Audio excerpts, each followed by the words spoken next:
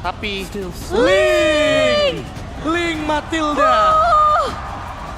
Minimnya sisi power membuat Kairi begitu percaya diri untuk mengamankan Ling di game yang kelima kali ini.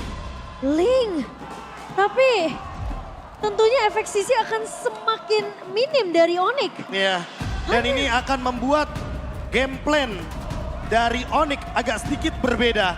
Karena mereka sangat dependent dengan purple buff. Berbeda dengan 4 game yang sebelumnya.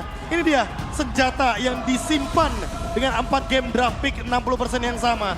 Kita akan menuju ke game yang kelima. One last game, one last chance. Wow, damage yang begitu besar dari Onyx, apakah mereka mampu membuktikan kalau bahwa sang Raja Langit tidak bisa diganggu-gugat sehingga akan membawa Geek Farm turun ke lower bracket, atau Cinderella story akan masih berlanjut untuk Geek Farm? Yes, one last chance. Kesempatan terakhir untuk mendapatkan tiket ke M-Series lewat upper bracket didapatkan oleh sang Raja Langit atau The Giant Slayer. MPL Playoff, berikan tepuk tangan kalian. Mari kita menyaksikan bersama-sama.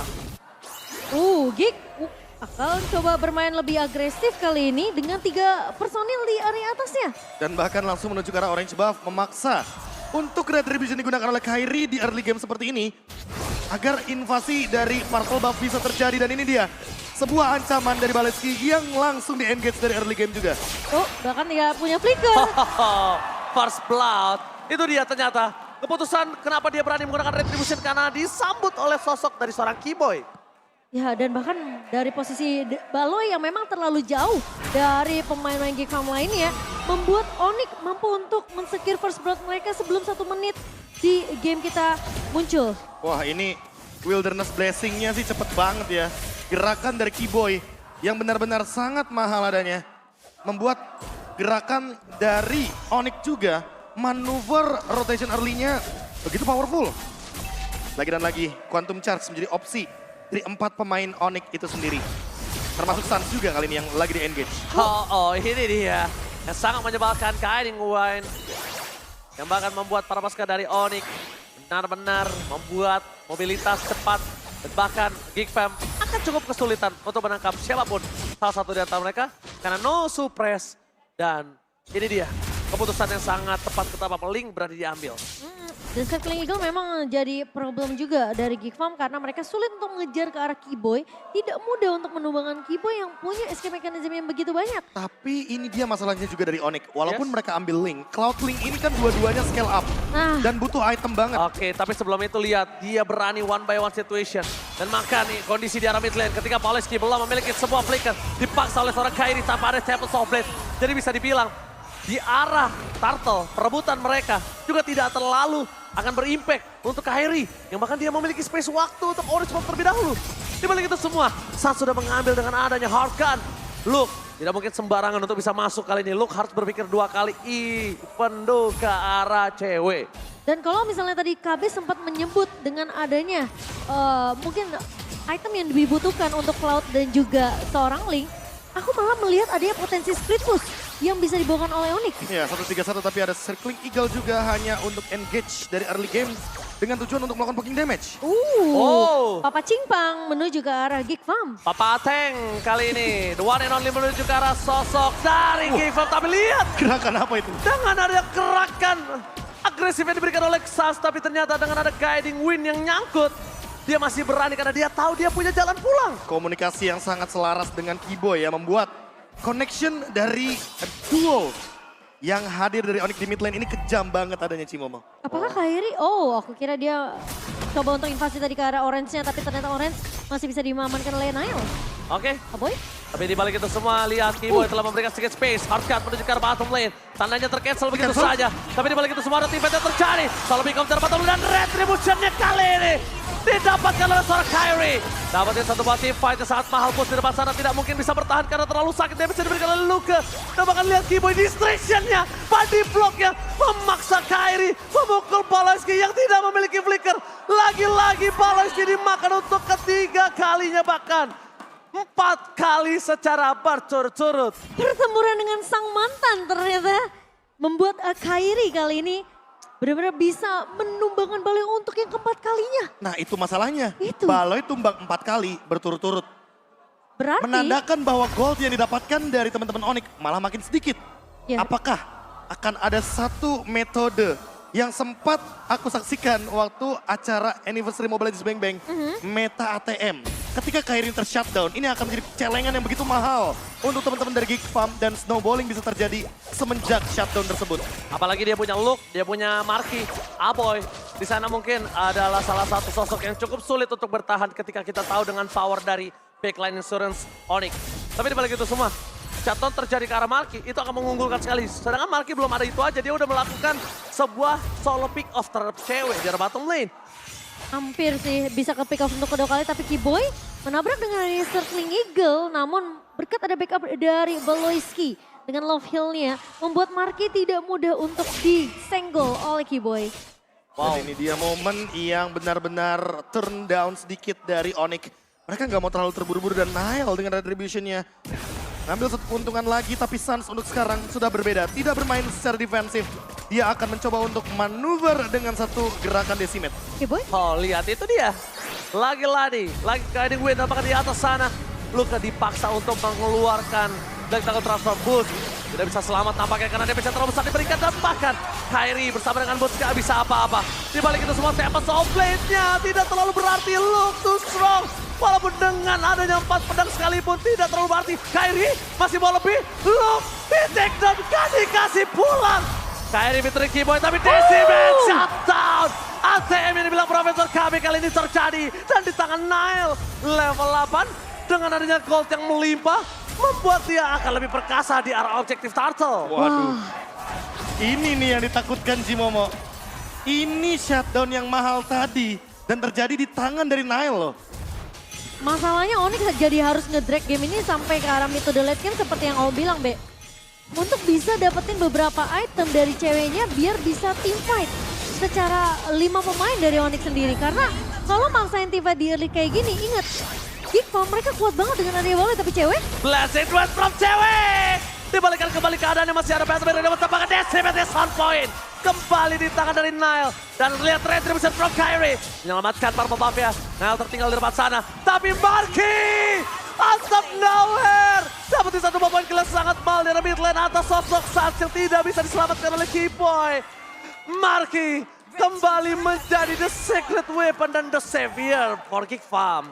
wah, apakah memang dari Onyx kali ini udah mulai dibatasi pergerakannya Profesor KB? Dan bahkan ada Garenung lagi. Ini Luke bakal main ofensif. Oh my god. Di balik itu semua Luke menuju ke arah push. Gak bisa dibendung. Gak bisa berhasil mendapatkan boost. Tapi lihat zoning out yang sangat maksimal terjadi. Kiboy sekalipun gak bisa melakukan clear dengan sangat cepat. Untungnya Suns dengan sigap melakukan gerakan agresivitas presentif. Di depan itu semua para pasukan dari Onyx, mereka nampaknya mulai sadar kalau Geek Farm gak bisa ditabrak dengan 5 pemain mereka. Kairi dengan Husklaw, item yang sangat menarik sekali. Attack speed yang connecting juga dengan critical damage. Ini akan membuat Kairi dengan basic attack-nya mungkin akan lebih tajam ketika 1v1 dengan Marky. Tapi perlu dicatat juga bahwa Marky nanti akan build ke arah Wind of Nature. Sehingga kemungkinan besar Kairi perlu memperhatikan targetnya. Apakah benar-benar Marky targetnya atau Aboy yang harus dia targetkan? Bahkan bisa dibilang dengan item yang sama juga Marky punya potensi untuk setidaknya durability dari Marky ini tidak akan mudah untuk ditumbangkan Profesor KB. Apalagi ada Angela di belakangnya. Itu dia. Mereka di depan sana bakal coba untuk melakukan guiding win dengan Shaking Eagle. Tapi tidak ada gerakan tambahan. Karena mereka sadar Luke bisa melakukan covering up dengan sangat cepat. Di balik itu semua lihat linknya Kairi akan coba dilepaskan dan dihempaskan dengan purple buff-nya. Ketika purple buff Kairi didapatkan, mereka melakukan coverisasi juga terhadap purple buff yang dimiliki dari Nile. Jadi tidak ada pertukaran.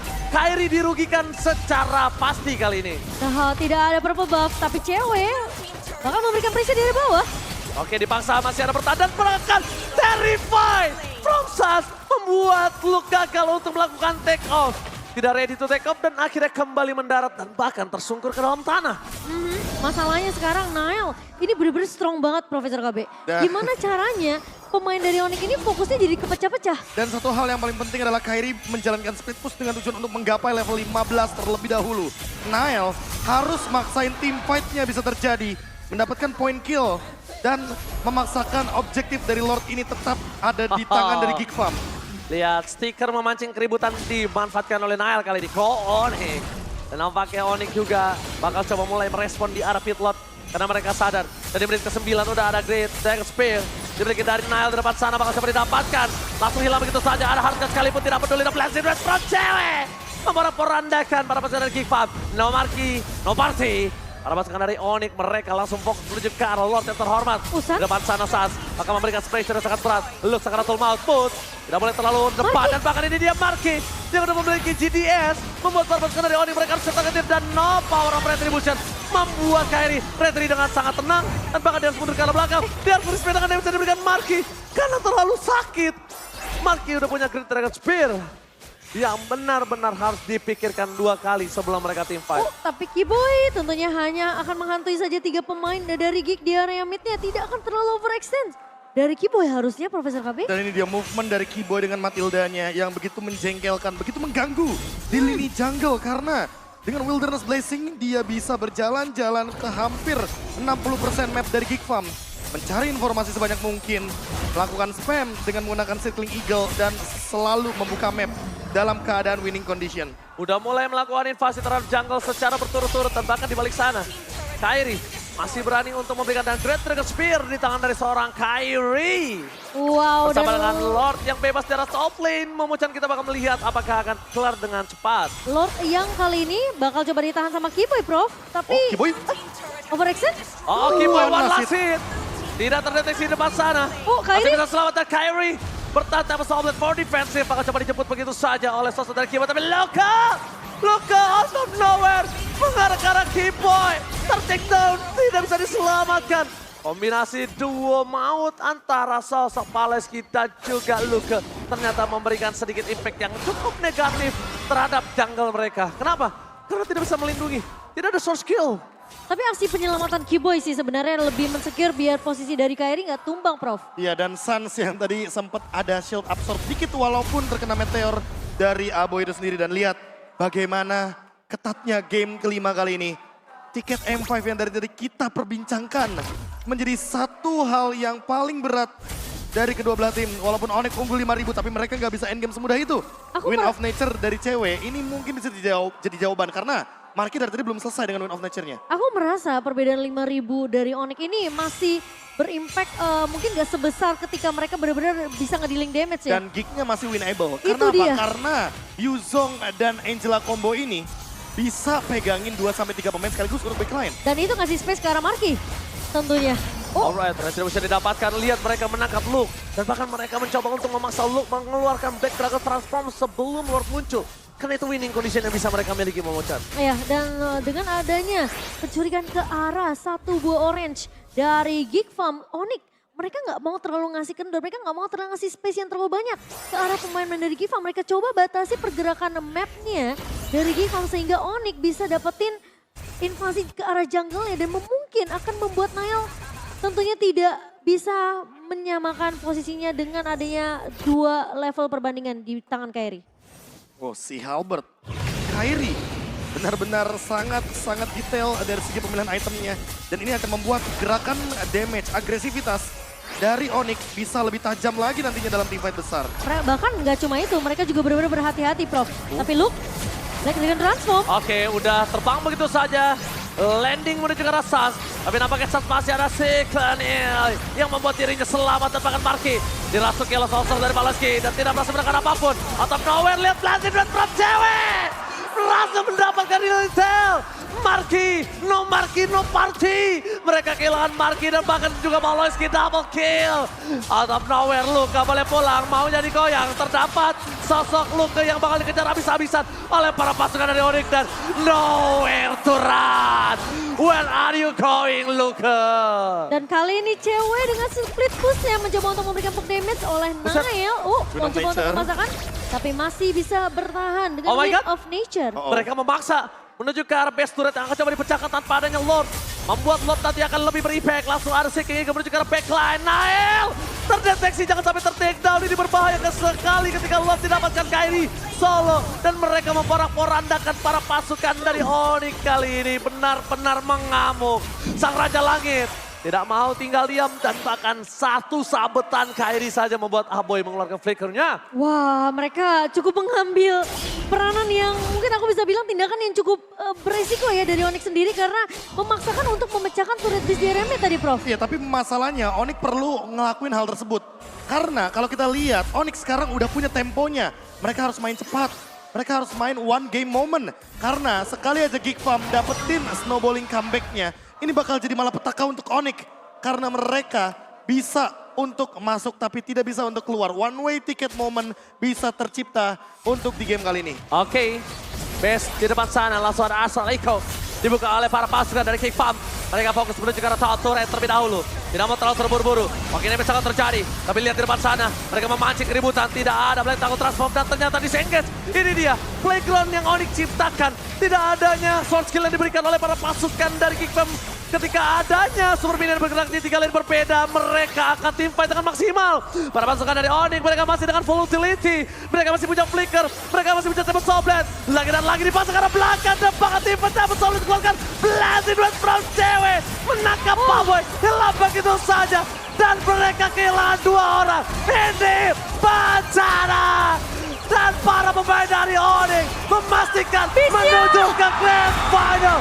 Sang Raja Langit masih terlalu kuat untuk ditaklukkan dan menghukum Geek Fam untuk turun ke lower mereka. Cinderella story yang sudah dinanti-nantikan oleh Geek Farm masih harus ditahan terlebih dahulu dan turun ke lower bracket menjadi jalan di ujung jurang untuk Geek Farm.